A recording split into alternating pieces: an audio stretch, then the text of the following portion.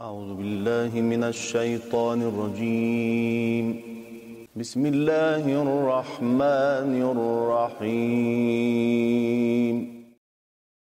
We have letters that are called moon letters, and we have letters that are called sun letters.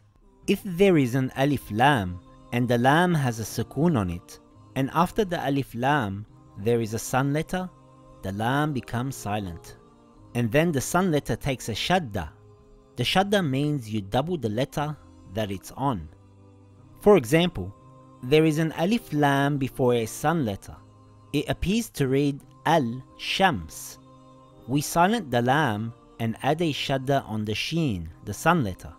Now it reads ash-shams and not al-shams. The sheen is doubled. I didn't read ashams, I read ash-shams with two sheens. If there is a moon letter after the alif lam, you pronounce the lam.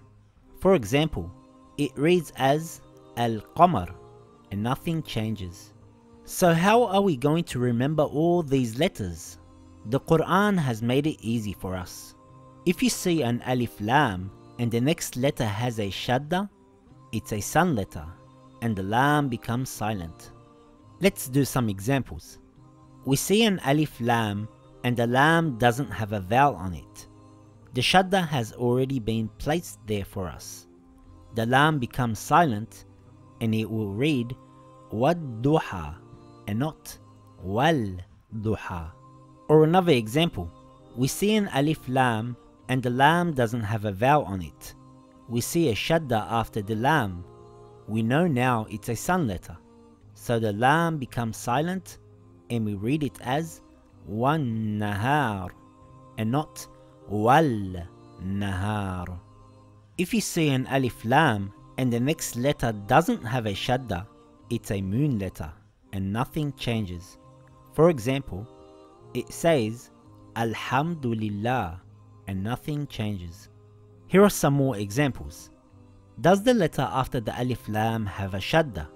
Yes, it's a sun letter. The lam becomes silent. It reads Ar-Rahman and not Al-Rahman. Does the letter after the alif lam have a shadda? No, it's a moon letter. Nothing changes. It reads Al-Balad.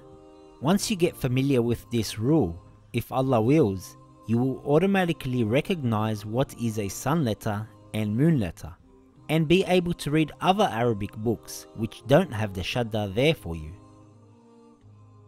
صدق الله